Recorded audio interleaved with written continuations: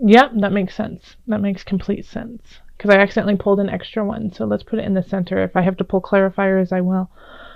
All right, so at the center of January, we have the Seven of Wands. So that is, standing up for yourself, for what you believe, even though it's really difficult. And a lot of people aren't there on your side. Like, you feel very alone, in your beliefs and what you believe to be true.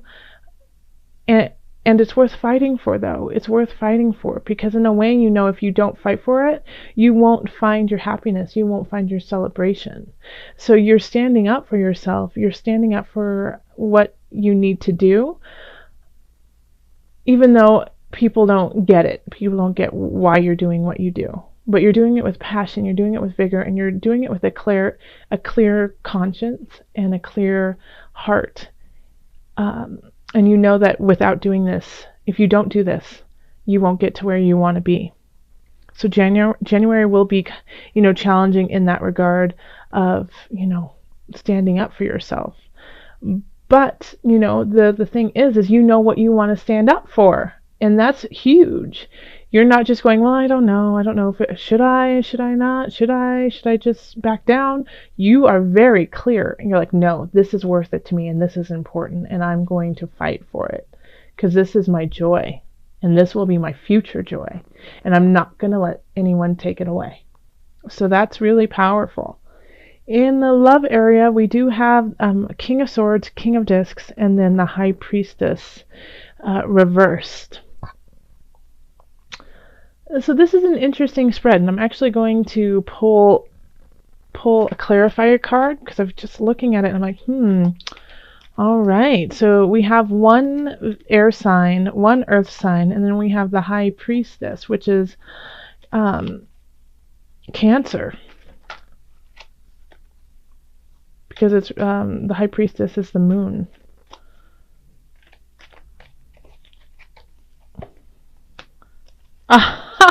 Isn't that wild? Okay, so then the moon comes up. The moon is actually ruled by Pisces, but that's I love it when that happens. Okay, so I do feel like this High Priestess is definitely a Cancer. Okay, so this is kind of a love triangle here. So Leo, you might be really vibing with somebody, enjoying someone's presence, and you're not necessarily with them. You're not dating them, you're not married to them, you don't have a relationship with them, but you want one, because they can just pull out these emotions of yours.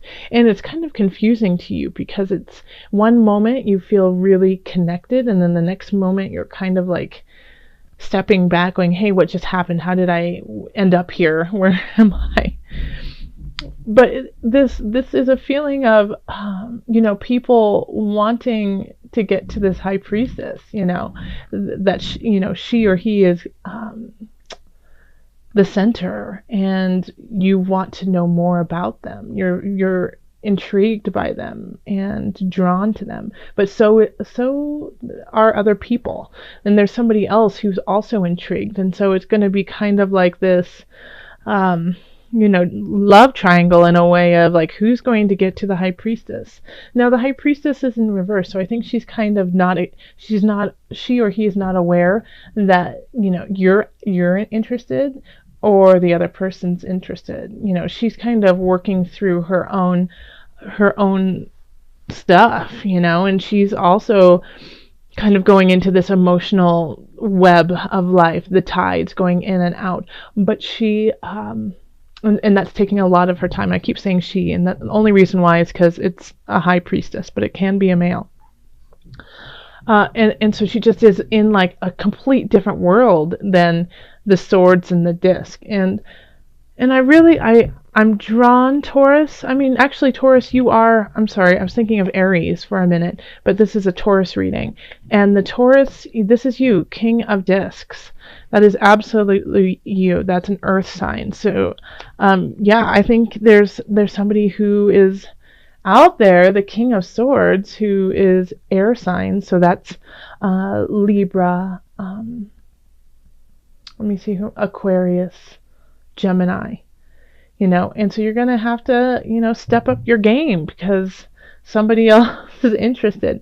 And you know what I get with the sense too of people who are attached, who are married, who have a very solid relationship. You're still going to be drawn to someone or something, and it doesn't necessarily have to be like this, oh, love of my life, I must be with them and divorce who I'm with. It's just you're intrigued, and they're playing, I wanted to say playing with your heart, but they unintentionally, they're playing with your heart. They just have this pull, this drive. And I'm sorry if you hear pounding right now. They're doing some construction next door, and it's a little loud, so I apologize about that. All right, so then we have the Emperor, and that's love. Now let's move on to career. We have the Emperor, Two of Discs, and the Knight of Wands.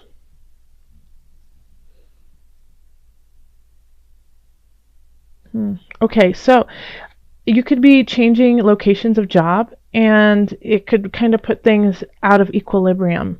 You could, it could be as simple as just changing offices, but it's definitely like a change of pace, a different location.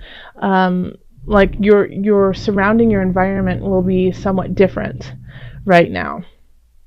And it'll be a quick change. It'll be kind of out of the blue, and you're just going to have to flow with it, and it could be that you're not excited about it at all. You get the message that you have to do this, and you're just not, that wasn't the plan for January.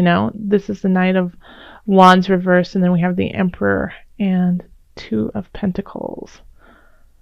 And it could also be a little expensive. It could be something that you didn't plan for in the finances, and it kind of throws things for a loop when it comes to like your budget at work. But in the long run, the Emperor is doing things for the embetterment of his kingdom. So this is something that needs to happen to make the kingdom better, to make your space better, to make your job better. So even if it's annoying right now and it's cumbersome and you don't want to do it, this change, this shift it will make it better in the long run.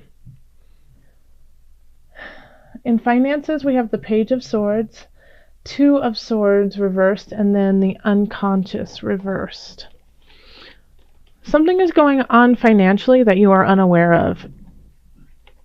So if you do stocks and stuff like that, I would check them and make sure everything is afloat, because there's something that you don't know about that is really affecting financially, and you need to know about it, and because it's going to take you a while to decide how to react to it and what to do. Yeah, and somebody's going to let you know. Somebody's going to let you know that something's up and something's awry, and you need to take a look at this, or you could lose a lot of money. But it's going to take you a while to decide how to react to it, because it feels like it's pulling you away from your heart space. It's pulling you away from your gooey center.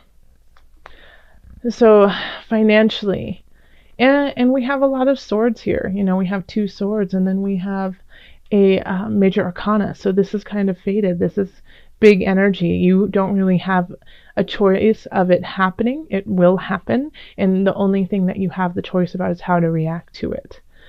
But I would say you need to decide, even if you feel, I wouldn't decide at the beginning of January. I'd wait until the end of January, since we have Mercury retrograde. Yeah, but you can't stay in this like dreamy kind of state, this like place where there are no boundaries, and you're like, oh, it'll work out on its own. Taurus, first, I can't even imagine you saying that coming out of your mouth. But in a way, I feel like that is how you're protecting yourself from actually having to do anything with it. It's just being like, what will be, will be. And so then you're kind of allowing yourself to get off the hook in a way. But you are going to have to do your bull Taurus, make a decision, even if you feel paralyzed with fear over it, because that's what will happen.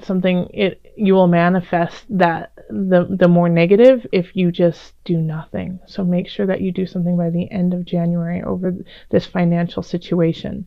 I think it's going to be definitely more mental. It's going to be like you heard something from somebody about a situation, and so now you have to deal with it literally mentally. You have to like use your mind to come up with a decision.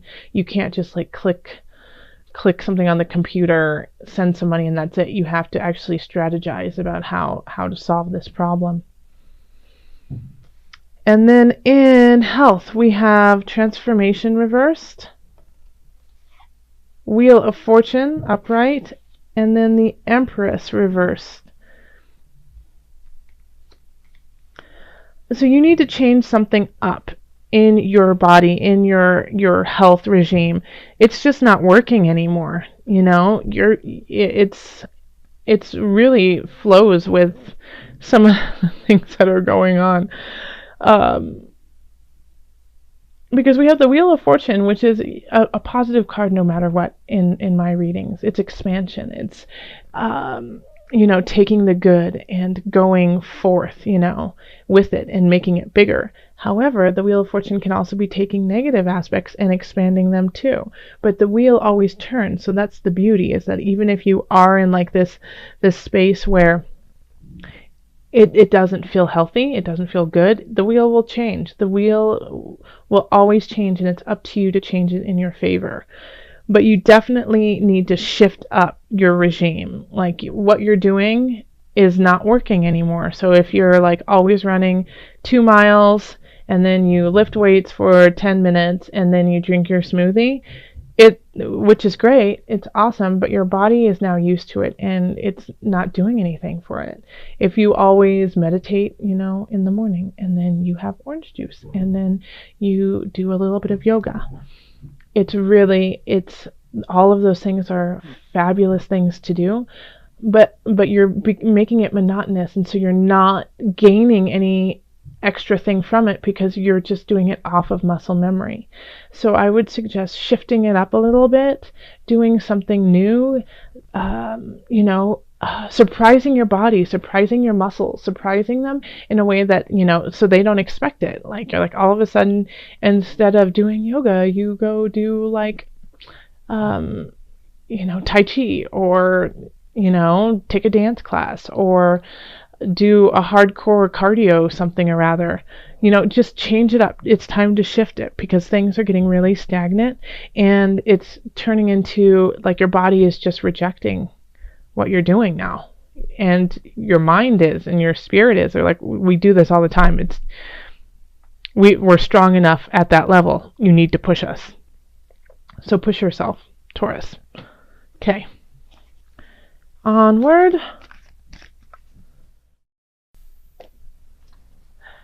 And this is Rainbow Forgiveness. This is such a beautiful card. I love this card so very much. Okay, so with the rainbow, with forgiveness.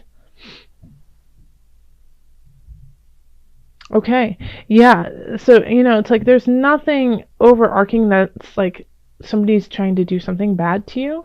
And so I'm going to say, Taurus, that when I've gotten this card a few times, and lately this has always been what it is for everyone, is to forgive yourself, okay? To forgive yourself for not seeing this financial situation earlier. It's okay, divine timing, you'll solve it. You just have to keep pushing forward. Forgiveness for, why do I love this person? Why? It's like, why am I choosing them? Forgiveness. Know that this person has a lesson you need to learn, and it's beautiful. Divine timing. Think of all of the divine timing. Like, why doesn't anyone understand why I'm fighting what I'm fighting for? This is my beauty. This is my celebration. Forgiveness. So let's pull up the book and just see what the authors have to say about rainbow. And I'm just going to read a little bit of it. Okay. When rainbow brightens your day, let go of everything that has come before. Bask in rainbow's heaven-sent color. Let beauty melt away bitterness. Forgiveness embraces the goodness in people rather than starkly fixating on undesirable behavior. When we don't forgive, the bottled up, bilious anger festers in our heart and constricts our capacity for joy.